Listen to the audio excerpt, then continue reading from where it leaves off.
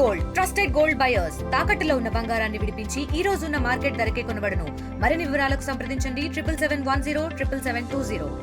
Hello RTV viewers, నా పేరు doctor Sandeep, cancer స్పెషలిస్ట్ని Srikakulam నుంచి. ఒక 3 పదాలు, క్యాన్సర్ అనే ఒక 3 పదాలు చాలా ప్రజల్లో చాలా అపోహలు, చాలా భయము, ఇంకా చాలా ఫ్యామిలీలో కూడా వాళ్ళ యొక్క బంధువర్గంలో కూడా చాలా అపోహలు, చాలా భయాలు. ఈ క్యాన్సర్ అనే ఈ 3 పదాలు అనేవి ఎంత భయాందోళనకు గురి చేస్తున్నాయో మీ అందరికీ తెలుసు. దాని గురించే ఈరోజు మనం మాట్లాడుకుందాం. దాని గురించి వివిధ అసలు క్యాన్సర్ అంటే ఏంటి, క్యాన్సర్ ఎందుకు వస్తుంది, క్యాన్సర్లో ఏ స్టేజ్లో గుర్తించగలము, ఏ స్టేజ్లో గుర్తించడం వల్ల దానివల్ల వచ్చే ఇబ్బందులు ఏంటి, ఇవన్నీ కూడా దాని యొక్క ట్రీట్మెంట్ ఆప్షన్స్ ఏంటి, ట్రీట్మెంట్లు ఏవేవి ఉంటాయి, అవన్నీ కూడా ఈరోజు మీతో మాట్లాడడానికి, మీతో పంచుకోవడానికి నేను మీ ముందు ఈరోజు ఉన్నాను. అసలు ఈ క్యాన్సర్ అంటే ఏంటి, ఈ 3 పదాలు, ఈ క్యాన్సర్ అంటే ఏంటి, ఈ భయంకరమైన ఈ వ్యాధి, ఈ క్యాన్సర్ అనే ఈ వ్యాధి అంటే ఏమిటి, అసలు ఈ 3 పదాల యొక్క క్యాన్సర్ అనే వ్యాధి ఏంటంటే మన శరీరంలో ఉన్న కణాలు ఉంటాయి. ఆ కణాలు అన్కంట్రోల్డ్గా డివిజన్ అన్నమాట, అన్కంట్రోల్డ్ గ్రోత్. అంటే ఏంటంటే కంట్రోల్ లేకుండా, అంటే ఈ ఒక దేనికైనా ఒక పద్ధతి ఉంటుంది, ఆ పద్ధతి మారి అన్కంట్రోల్డ్గా గ్రో అవ్వడాన్ని క్యాన్సర్ అనే ఒక వ్యాధి వస్తుంది. అది అక్కడే ఉండకుండా మిగిలిన వేరే శరీర భాగాలకు కూడా వెళ్ళడం వల్ల ఒక దగ్గర నుంచి ఇంకొక దగ్గరికి వెళ్ళడం, అక్కడి నుంచి అంటే ఏంటంటే రొమ్ము క్యాన్సరు లంగ్స్కి వెళ్ళడం, రొమ్ము క్యాన్సరు బోన్స్ అంటే మన బోన్స్కి వెళ్ళడం, వెనక వెర్టిబ్రా అంటాం వెన్నుపూసకు వెళ్ళడం, ఇలాగా స్టేజ్ని బట్టి అవి వేరే భాగాల్లోకి వెళ్ళడం ఉంటుంది. సో దీన్ని క్యాన్సర్ అంటారు. ఈ క్యాన్సర్ ఎందువల్ల వస్తుంది, అసలు ఈ క్యాన్సర్ అనేది ఎందుకు వస్తుంది, దీనికి రావడానికి గల కారణాలు ఏంటి? ఒకటి మన యొక్క ఆహార అలవాట్లు, ఇంకొకటి పొగ త్రాగడం, మద్యం సేవించడం, ఇవన్నీ ఉండడం, ఇంకొకటి రెడ్ మీట్ అంటాం, అంటే ఎక్కువగా రెడ్ మీట్ తినడం, ప్రాసెస్డ్ ఫుడ్ అంటాం, అంటే ప్రాసెస్డ్ అండ్ ప్యాకేజ్డ్ ఫుడ్, ఈ ప్యాకేజ్ కానీ ప్రాసెస్డ్ ఫుడ్ తినడం, ఇంకొకటి ఫ్యామిలీలో మన యొక్క ఫ్యామిలీలో వంశపారంపర్యంగా ఎవరికైనా క్యాన్సర్ ఉండడం, దానివల్ల కూడా మనకి క్యాన్సర్ వచ్చే పరిస్థితి ఉంటుంది. సో ఈ క్యాన్సర్ అనేదాన్ని మనము ఎలాగా గుర్తించగలం, ఎలా నిర్ధారించగలం?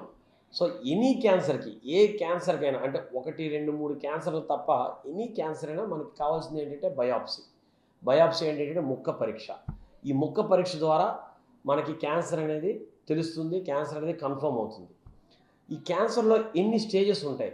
దగ్గర ఈ క్యాన్సర్లో 4 స్టేజ్లు ఉంటాయి. అంటే ఒక 2-3 క్యాన్సర్లకి మినహా నేను చెప్తున్నాను. కొన్ని క్యాన్సర్, ఒక క్యాన్సర్కి మాత్రం 5 స్టేజ్లు ఉంటాయి.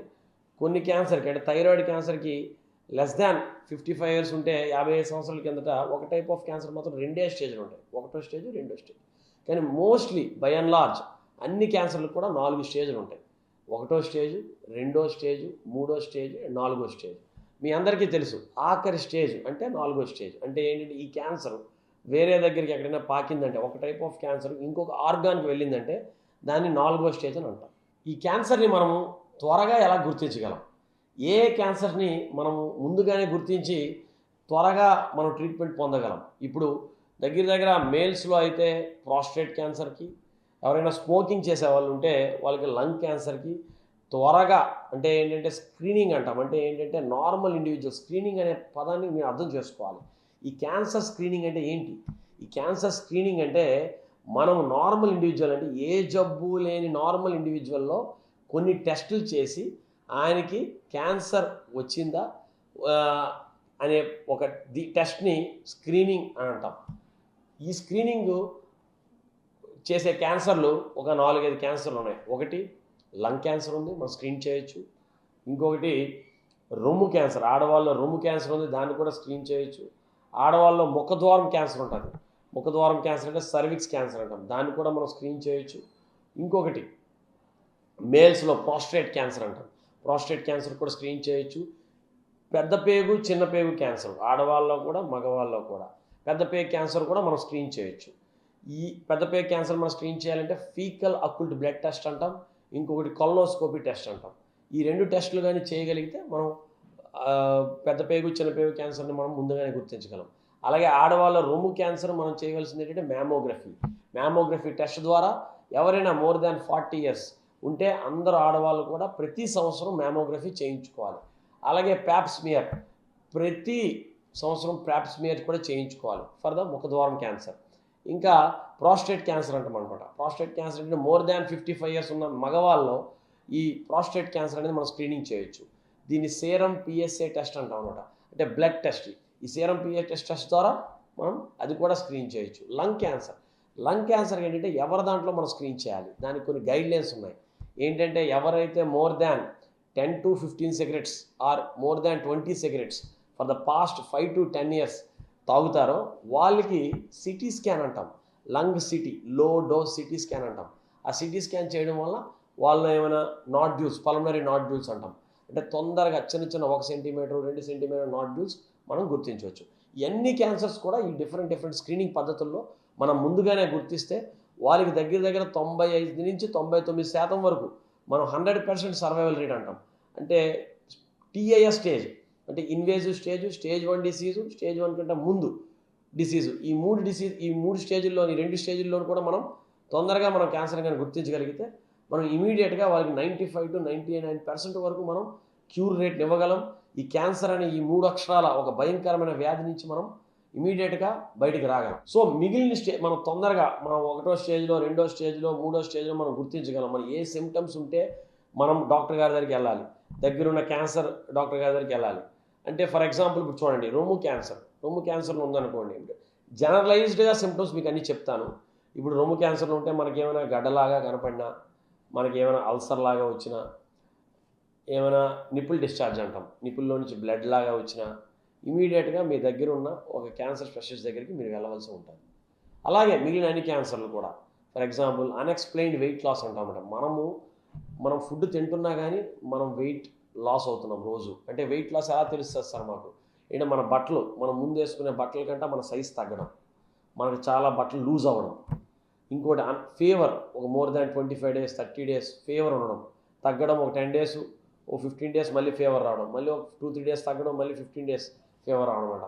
అన్ఎక్స్ప్లెయిన్డ్ ఫీవర్, ఇంకోటి అన్ఎక్స్ప్లెయిన్డ్ వెయిట్ లాస్, ఇంకోటి ఆల్టర్డ్ బౌల్ హ్యాబిట్స్. అంటే ఏంటంటే లెట్రిన్ వెళ్ళే దగ్గర అంటే ఎక్కువసార్లు రావడం, లేదంటే కాన్స్టిపేషన్ ఉండడం, డయేరియా రావడం, కాన్స్టిపేషన్ ఉండడం, లేకపోతే నల్లగా స్టూల్ రావడం, అంటే నల్ల మెలీనా అంటాం అనమాట, నల్లగా స్టూల్ రావడం. ఇవన్నీ కూడా ఏంటంటే లెట్రిన్ వెళ్ళే జాగాలో రక్తం పడడం, నోట్లో నుంచి ఏమైనా రక్తం పడడం, ముక్కులో నుంచి ఏమైనా రక్తం పడడం, ఎక్కడైనా మనకి గడ్డల్లా తగలడం.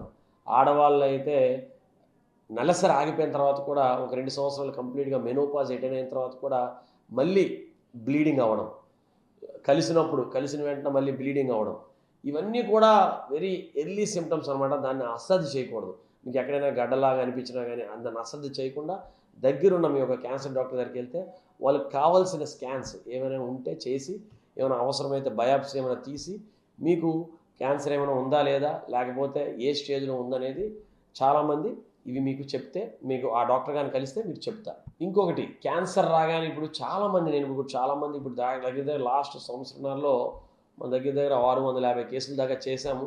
చాలామంది నన్ను అడుగుతున్న క్వశ్చన్, అది కూడా మీకు చెప్పేస్తాం అనుకుంటున్నాను. ఎందుకంటే క్యాన్సర్ వచ్చిన దాంట్లో మనం పక్కన కలవచ్చు సార్, మనం వాళ్ళతో కూర్చొని తినవచ్చా, మనం వాళ్ళు తినే ప్లేట్స్లో మనం కడిగేసి మళ్ళీ మనం తినవచ్చా, లేకపోతే వాళ్ళ పక్కన మనము బెడ్ షేర్ చేసుకోవడం కానీ, వాళ్ళతో హోమ్ షేర్ చేసుకోవడం కానీ, ఇవేమైనా చేసేయచ్చా, అలాగే ఏమైనా పాకుతుందా? చాలామంది నన్ను అడుగుతున్నారు. అసలు అలా క్యాన్సర్ అనేది ఏమి కంటేజియస్ డిసీజ్ కాదు. క్యాన్సర్ అనేది కంటేజియస్ డిసీజ్ అయితే కాదు. మీరు వాళ్ళు తిన్న ప్లేట్లో తిన్నా కానీ, వాళ్ళతో మీరు మామూలుగా ఇల్లు షేర్ చేసుకున్నా కానీ, రూమ్ షేర్ చేసుకున్నా కానీ మీకేమీ క్యాన్సర్ అలాగేమీ పాకదు. కానీ ఆ ఫ్యామిలీలో క్యాన్సర్ ఉంటే ఫెమిలియల్ ఇండెక్స్ కేసు అంటాం అన్నమాట. ఆ ఫ్యామిలీలో మిగతా వాళ్ళ యొక్క పిల్లలకి వచ్చే క్యాన్సర్ రిస్క్ ఏదైతే ఉంటుందో అది పెరుగుతుంది. అంతేగాని ఆ క్యాన్సర్ ఒకరి నుంచి ఇంకొకరికి సోకే పరిస్థితే ఉండదు. ఇప్పుడు క్యాన్సర్ వస్తే ఏమి ట్రీట్మెంట్ ఇచ్చుకోవాలి?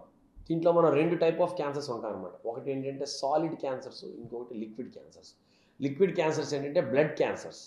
సాలిడ్ క్యాన్సర్స్ ఏంటంటే రొమ్ము క్యాన్సరు, ముఖద్వారం క్యాన్సరు, పెద్దపేగు క్యాన్సరు, చిన్నపేగు క్యాన్సరు, స్వరపటిక క్యాన్సరు, అన్ననళిక క్యాన్సరు. ఇవన్నీ డిఫరెంట్ టెస్టిస్కి వచ్చే క్యాన్సరు. ఆడవాళ్ళు అయితే ఓవరీకి వచ్చే క్యాన్సర్, అంటే అండాశయానికి వచ్చే క్యాన్సరు. ఏ క్యాన్సర్ కానీ సాలిడ్ క్యాన్సర్స్ ఏంటంటే మన యొక్క క్యాన్సర్ని మనం కంప్లీట్గా రిమూవ్ చేయగలిగితే దాని యొక్క సక్సెస్ చాలా ఎక్కువగా ఉంటుంది.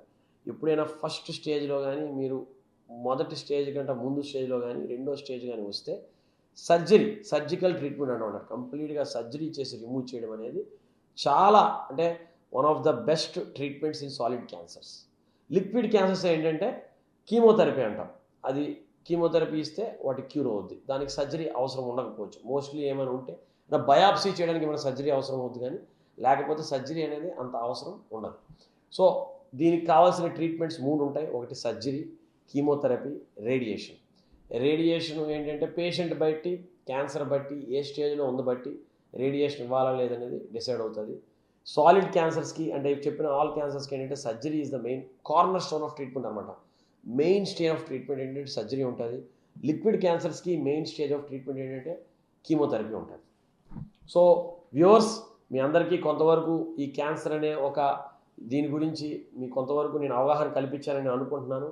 మీకు ఈ స్క్రీనింగ్ ఏవైతే టెస్టులు చెప్పానో మీ యొక్క దగ్గరున్న క్యాన్సర్ హాస్పిటల్స్కి వెళ్ళి ఎవరైతే మోర్ దాన్ 40 years ఉన్నారో, మోర్ దాన్ 55 years మేల్స్ ఉన్నారో వీళ్ళందరూ కంపల్సరీ ఈ స్క్రీనింగ్ టెస్టులు చేయించుకోండి. క్యాన్సర్ అనే ఈ యొక్క 3 అక్షరాల బరి నుంచి మీరు విముక్తి పొందాలని. Screening is very important. Government of India కూడా స్క్రీనింగ్ అనేది చాలా అగ్రెసివ్గా వెళ్తుంది. మీరు కూడా అందరు దగ్గరున్న హాస్పిటల్స్లో స్క్రీనింగ్ చేయించుకోండి. ఇంకోటి అందరూ కూడా హెచ్పివి వ్యాక్సినేషన్ అంటాం. 9 నుంచి 14 ఏళ్ళ లోపలైతే both males and boys and girls అందరూ కూడా హెచ్పివి వ్యాక్సినేషన్ వేసుకోండి. ఈ యొక్క ముఖద్వారం క్యాన్సర్ నుంచి 99% రిస్క్ అనేది మనకు తగ్గుతుంది. అప్ టు ఫిమేల్స్ అయితే అప్ టు 40 years వరకు వేసుకోవచ్చు ఈ సర్వైకల్ వ్యాక్సిన్. ఈ వ్యాక్సిన్ కూడా చాలా మీ యొక్క సర్వైకల్ క్యాన్సర్కి చాలా రాకుండా యూజ్ అవుద్ది. ఈరోజు మీ అందరికీ ఈ విషయాలన్నీ తెలియజేసినందుకు నాకు చాలా ధన్యవాదాలు. ఈ అవకాశం నాకు కల్పించినందుకు ఆర్టీవీ యాజమాన్యానికి, ఆర్టీవీ శ్రీకాకుళం యాజమాన్యానికి ధన్యవాదాలు. Thank you. తెలుగులో ఫాస్టెస్ట్ న్యూస్ ఇప్పుడు కొత్త అవతారంలో 5 సెకండ్లోనే పూర్తి వార్తా సమాచారం మీ చేతిలో. సోషల్ మీడియా ట్రెండ్స్ మీ కళ్ళ ముందుకే live TV and voice search ఆప్షన్స్తో ఇప్పుడే డౌన్లోడ్ చేయండి. యాప్ లింక్ డిస్క్రిప్షన్లో ఉంది.